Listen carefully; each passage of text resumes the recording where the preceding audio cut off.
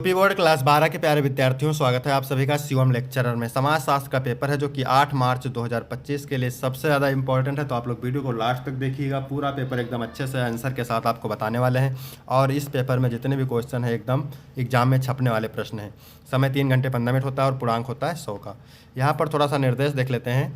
प्रारंभ के 15 मिनट परीक्षार्थियों को पेपर पढ़ने के लिए निर्धारित है। सभी प्रश्न अनिवार्य हैं। प्रत्येक प्रश्न के लिए निर्धारित अंक उसके सामने दिए गए हैं। प्रश्न संख्या 1 से 10 तक बहुविकल्पीय प्रश्न है। प्रश्न संख्या 11 से 20 तक अति लघु उत्तरीय प्रश्न है जिनका उत्तर आपको 25 शब्दों में। प्रश्न संख्या 21 से 26 तक लघु उत्तरीय प्रश्न है जिनका प्रत्येक उत्तर लगभग 50 शब्दों में देना है। प्रश्न संख्या 27 से 29 तक दीर्घ उत्तरीय प्रश्न है जिनका उत्तर 150 शब्दों में देना है। तो सभी लोग वीडियो को कर देंगे लाइक, चैनल पर नए होंगे चैनल को सब्सक्राइब कर देंगे, वीडियो को शेयर कर देंगे। चलिए शुरू करते हैं। सबसे पहले बहुविकल्पीय प्रश्न। इसमें मेरे प्यारे बच्चों प्रश्न नंबर 1 है, समाज शास्त्र का लक्ष्य क्या है? केवल सांस्कृतिक अध्ययन, सामाजिक संरचना का अध्ययन, केवल ऐतिहासिक घटनाओं का अध्ययन, केवल आर्थिक विकास का अध्ययन। तो समाज शास्त्र का लक्ष्य है मेरे प्यारे बच्चों सामाजिक संरचना का अध्ययन। आपका बी ऑप्शन करेक्ट हो जाएगा। इसके बाद दूसरा क्वेश्चन है, अनुकूल जनसंख्या का सिद्धांत के समर्थक हैं माल्थस, चार्ल्स कूले, माल्थस, वेबर।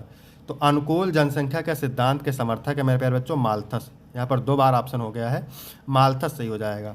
इसके बाद है तीसरा नंबर, क्या कह रहा है? मूल अधिकार भारतीय संविधान के किस भाग में दिया गया है? भाग 1, भाग 2, भाग 3, भाग 4। तो मूल अधिकार भारतीय संविधान के भाग 3 में दिया गया है। इसके बाद है चौथा, भारतीय संविधान के किस अनुच्छेद के तहत कर्तव्यों का उल्लेख किया गया है? अनुच्छेद 35, अनुच्छेद 51, अनुच्छेद 29, अनुच्छेद 15। तो भारतीय संविधान के अनुच्छेद 51 ये के तहत कर्तव्यों का उल्लेख किया गया है। इसके बाद है 5वां नंबर, गरीबी रेखा से नीचे रहने वालों की संख्या का आकलन किस आयोग ने किया है? तो NSS आयोग ने, यानी NSSO आयोग ने किया है। ठीक है, आपका सी ऑप्शन करेक्ट हो जाएगा। इसके बाद में 6 नंबर, जाति आधारित आरक्षण की शुरुआत भारत में कब हुई थी? 1947, 1950, 1956, 1960।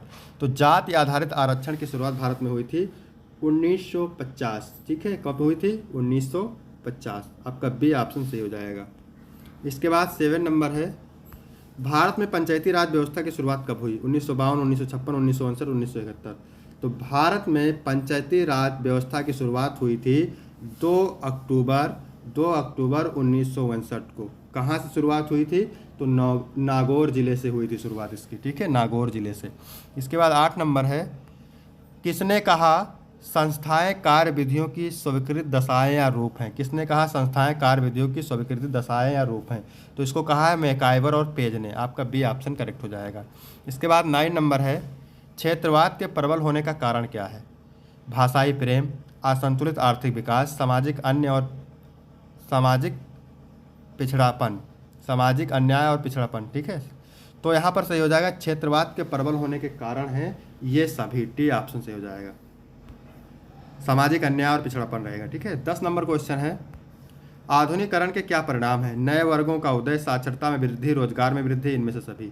तो आधुनिकीकरण से नए वर्गों का उदय होता है, साक्षरता में वृद्धि होता है, रोजगार में वृद्धि, यानी डी ऑप्शन करेक्ट हो जाएगा यहाँ पर। ठीक है, यहाँ तक हो गए 10 बहुविकल्पीय प्रश्न। वीडियो अच्छा लगा हो सभी लोग वीडियो को लाइक करेंगे, चैनल पर नए होंगे चैनल को सब्सक्राइब करेंगे। ठीक है, अगर आपको इसका PDF चाहिए मेरे प्यारे बच्चों तो डिस्क्रिप्शन में टेलीग्राम की लिंक मिल जाएगी, वहाँ से आप PDF डाउनलोड कर सकते हैं। फिर है अति लघु उत्तरीय प्रश्न। ठीक है, तो उपनिवेशवाद क्या है? मोस्ट इंपॉर्टेंट है। उपनिवेशवाद वह प्रणाली है जिसमें एक शक्तिशाली देश अन्य कमजोर देशों पर राजनीतिक, आर्थिक और सांस्कृतिक नियंत्रण स्थापित करके उन संसाधनों का शोषण करता है। इसके बाद 12 नंबर है, लिंगानुपात को स्पष्ट करें। लिंगानुपात किसी क्षेत्र में प्रति 1000 पुरुषों पर महिलाओं की संख्या का दर्शाता है। यह समाज में लैंगिक संतुलन और विकास का एक महत्वपूर्ण सूचक है। ठीक है, क्या सूचक है? महत्वपूर्ण सूचक है। इसके बाद है 13 नंबर, वैश्वीकरण से क्या लाभ है? तो इससे क्वेश्चन बन सकता है कि वैश्वीकरण का क्या अर्थ है। ठीक है, वैश्वीकरण के प्रभाव, वैश्वीकरण के लाभ। तो वैश्वीकरण से निम्नलिखित लाभ है। पहला है रोजगार में वृद्धि, मुआवजे में वृद्धि, उच्च जीवन स्तर, निवेश में वृद्धि, बुनियादी ढांचे का विकास। इसके बाद 14 नंबर है, जनसंख्या विस्फोट का अर्थ। जनसंख्या विस्फोट का अर्थ है किसी क्षेत्र में अत्यधिक और अनियंत्रित जनसंख्या वृद्धि जिससे संसाधनों की कमी, बेरोजगारी और सामाजिक आर्थिक समस्याएं उत्पन्न होती हैं। इसके बाद 15 नंबर है, संस्कृतिकरण को परिभाषित करें। संस्कृतिकरण वह प्रक्रिया है जिसमें एक समाज या समुदाय के लोग दूसरी संस्कृति के तत्वों को अपनाकर अपनी संस्कृति में परिवर्तन करते हैं, विशेषकर सामाजिक और आर्थिक स्थिति सुधारने के लिए। फिर है 16 नंबर, क्या कह रहा है? जनजातियों के अर्जित विशेषताओं के आधार पर वर्गीकरण बताइए। जनजातियों को अर्जित विशेषताओं के आधार पर मुख्य रूप से 3 वर्गों में विभाजित किया गया है। पहला है आर्थिक आधार पर, दूसरा है सांस्कृतिक आधार पर और तीसरा है आवासीय आधार पर। तो आर्थिक आधार में शिकारी, खाद्य संग्रहकर्ता, पशुपालक, कृषक और शिल्पकार जनजाति आती हैं। सांस्कृतिक आधार पर भाषाएं, परंपराएं, रीति रिवाज और धार्मिक मान्यताओं के अनुसार वर्गीकरण किया जाता है। आवासीय आधार पर पर्वतीय, वनवासी, मरुस्थलीय और तटीय क्षेत्रों में निवास करने वाली जनजातियाँ होती हैं। इसके बाद है 17 नंबर, सत्यशोधक समाज की स्थापना किसने और क्यों की? तो सत्यशोधक समाज की स्थापना ज्योतिराव फूले ने 1873 में की। इसका उद्देश्य समाज में व्याप्त जाति भेद, छुआछूत और अन्य सामाजिक कुरीतियों को समाप्त कर समानता और शिक्षा का प्रचार करना था। इसके बाद है 18 नंबर, हरित क्रांति के 2 नकारात्मक प्रभाव बताइए। तो हरित क्रांति के नकारात्मक प्रभाव निम्न है। पहला है पर्यावरणीय क्षति। अत्यधिक रासायनिक उर्वरकों और कीटनाशकों के उपयोग से भूमि की उर्वरता घटती है और जल प्रदूषण होता है। आर्थिक असमानता, बड़ी भूमि जोत वाले किसान लाभान्वित हुए जबकि छोटे और सीमांत किसान आर्थिक रूप से पिछड़ गए। इसके बाद है 19 नंबर, औद्योगिक समाज की प्रमुख विशेषताएं बताइए। तो औद्योगिक समाज ने मशीनी का उपयोग, शहरीकरण, श्रम विभाजन, बाजार आधारित अर्थव्यवस्था और सामाजिक गतिशीलता प्रमुख विशेषताएं हैं जो उत्पादन और जीवन शैली को बदलती हैं।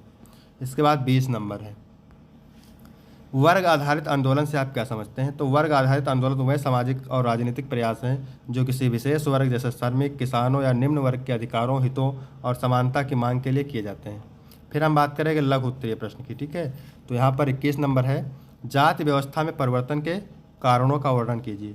तो जाति व्यवस्था में परिवर्तन के कारणों वह सामाजिक एवं आंदोलनात्मक प्रयास हैं जैसे आरक्षण, शिक्षा, जागरूकता अभियान, सामाजिक समता गतिविधियाँ जो जाति आधारित भेदभाव को समाप्त कर सामाजिक समानता, अधिकार और विकास की दिशा में योगदान देते हैं। इसके बाद है 22 नंबर, भारत में लिंगानुपात में गिरावट के कारणों पर प्रकाश डालिए। तो भारत में लिंगानुपात में गिरावट के मुख्य कारण, पहला है लिंग चयनात्मक गर्भपात यानी कन्या भ्रूण हत्या के कारण, दूसरा है प्री नेटल डायग्नोसिस टेक्नोलॉजी यानी का असुरक्षित उपयोग, तीसरा है पढ़ाई लिखाई का भेदभाव यानी बेटी शिक्षा के प्रति कम जागरूकता, कुपोषण और स्वास्थ्य सेवाओं का अभाव, फिर है बेरोजगारी और सामाजिक असुरक्षा। इसके बाद है 23 नंबर, औद्योगिकरण का संयुक्त परिवारों पर क्या प्रभाव पड़ता है?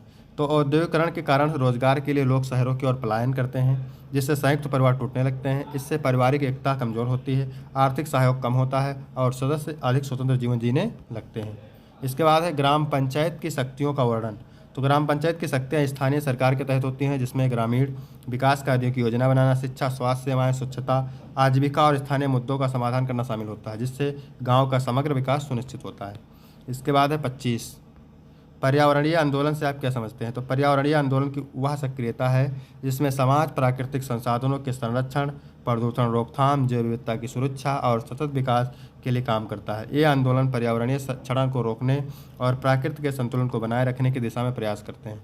इसके बाद 26 नंबर, सामाजिक आंदोलन के महत्व का वर्णन कीजिए। सामाजिक आंदोलन समाज में बदलाव लाने के महत्वपूर्ण उपकरण हैं जो व्यक्ति, समुदाय, समाज के अधिकार, समानता और न्याय की लड़ाई को मजबूती देते हैं। यह आंदोलनों से सामाजिक समस्याओं का समाधान खोजा जाता है, कुरीतियों को समाप्त किया जाता है और लोगों को सशक्त किया जाता है। इसके बाद है विस्तृत उत्तरीय प्रश्न, ठीक है। तो प्रत्येक उत्तर के लिए आपको 8 अंक मिलेंगे। और मोस्ट इंपॉर्टेंट, भारत में पुराने तथा नए सामाजिक आंदोलनों में स्पष्ट भेद करना क्यों कठिन है? तो भारत में पुराने और नए सामाजिक आंदोलनों के बीच स्पष्ट भेद करना कठिन है क्योंकि दोनों में कई समानताएं हैं और कई बार नए आंदोलन पुराने आंदोलनों के मुद्दों को नए संदर्भ में उठाते हैं। मुख्य कारण क्या है? सामान्य उद्देश्य, दोनों का लक्ष्य सामाजिक न्याय, समानता और अधिकारों की रक्षा है। मुद्दों की निरंतरता, जाति भेदभाव, स्त्री सशक्तिकरण और श्रमिक अधिकार जैसे पुराने मुद्दे आज भी प्रासंगिक हैं। फिर है विधियों में समानता, विरोध रैलियां, जन जागरण अभियान दोनों में देखे जाते हैं। परिवर्तनशील प्रकृति, नए आंदोलन डिजिटल मीडिया का उपयोग करते हैं लेकिन मूल संघर्ष सामाजिक सुधार ही रहता है। 5वां, सरकारी नीतियों पर प्रभाव, दोनों आंदोलनों ने नीति निर्माण को प्रभावित किया। इसके बाद अथवा करके इसमें भी 2 पूछता है, आपको 1 करना रहता है। तो दहेज प्रथा एक अभिशाप है, व्याख्या कीजिए। दहेज प्रथा एक सामाजिक अभिशाप है जो न केवल महिलाओं को सम्मान और अधिकारों का हनन करती है बल्कि समाज में असमानता और अन्याय को भी बढ़ावा देती है। विवाह के समय वर पक्ष द्वारा धन संपत्ति या उपहार की मांग करना कई परिवारों के लिए आर्थिक बोझ बन जाता है। इस प्रथा के कारण बाल विवाह, कन्या भ्रूण हत्या, घरेलू हिंसा और दहेज हत्या जैसी समस्याएं उत्पन्न होती हैं। यह महिलाओं की स्वतंत्रता और गरिमा की ठेस पहुंचाती है। दहेज प्रथा को समाप्त करने के लिए कानूनी सख्ती, सामाजिक जागरूकता और मानसिकता में बदलाव आवश्यक है, ताकि समानता और सम्मानपूर्ण समाज बनाया जा सके। इसके बाद है 28 नंबर, उपनिवेशवाद किसे कहते हैं। उपनिवेश काल में राष्ट्रवाद के विकास की विवेचना कीजिए। तो उपनिवेशवाद, इसमें लिखिएगा, जब एक शक्तिशाली देश दूसरे देश पर राजनीतिक, आर्थिक और सांस्कृतिक नियंत्रण स्थापित करता है तो इसे उपनिवेशवाद कहते हैं। उपनिवेशवादी शक्तियाँ स्थानीय संसाधनों का शोषण करती हैं और अपनी संस्कृति, शासन और अर्थव्यवस्था थोपती हैं। उपनिवेश काल में राष्ट्रवाद का विकास, ब्रिटिश शोषण के खिलाफ जागरूकता, अंग्रेजों के आर्थिक और सामाजिक शोषण ने भारतीयों में असंतोष पैदा किया। 1857 का विद्रोह, पहला संगठित विरोध जिसने राष्ट्रीय चेतना को जन्म दिया। इसके बाद है अगली हेडिंग तीसरी, भारतीय राष्ट्रीय कांग्रेस की स्थापना, राजनीतिक जागरूकता बढ़ी। महात्मा गांधी के नेतृत्व में आंदोलन, असहयोग, सबने अवज्ञा और भारत छोड़ो आंदोलन ने राष्ट्रवाद को मजबूत किया। स्वतंत्रता संग्राम और एकता, विभिन्न वर्गों और समुदायों में राष्ट्रीय भावना विकसित हुई। इसके बाद है अथवा करके देखिए क्या दिया हुआ है, भारतीय लोकतंत्र में दबाव समूहों की भूमिका का मूल्यांकन कीजिए। तो भारतीय लोकतंत्र में दबाव समूह की भूमिका, इसमें लिखेंगे, दबाव समूह वे संगठन होते हैं जो सरकार और प्रशासन पर नीतिगत फैसलों को प्रभावित करने के लिए कार्य करते हैं।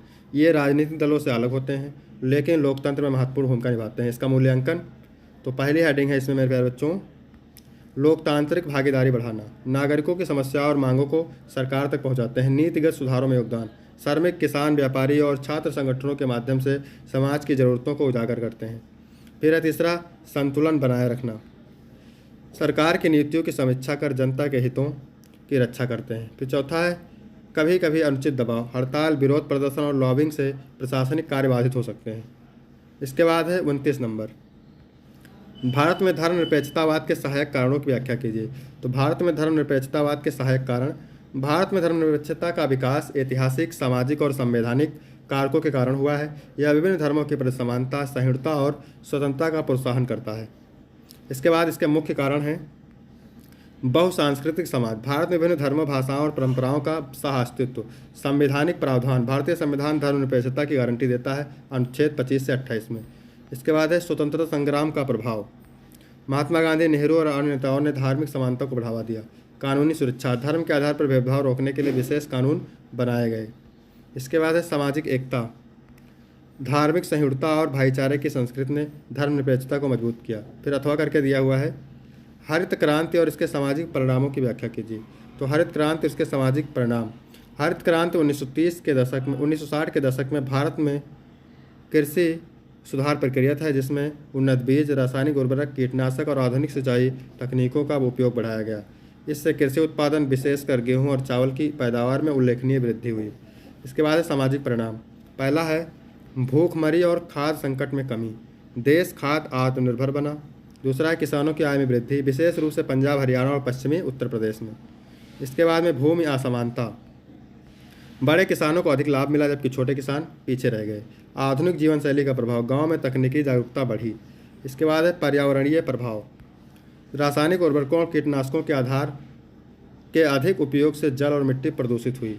ठीक है, इस यहाँ तक वीडियो कंप्लीट होता है मेरे प्यारे बच्चों। वीडियो कैसा लगा, वीडियो अच्छा लगा तो वीडियो को लाइक करेंगे, चैनल को सब्सक्राइब करेंगे, कमेंट करेंगे। फिर मिलते हैं आपको अगले वीडियो में, तब तक के लिए जय हिंद, जय भारत।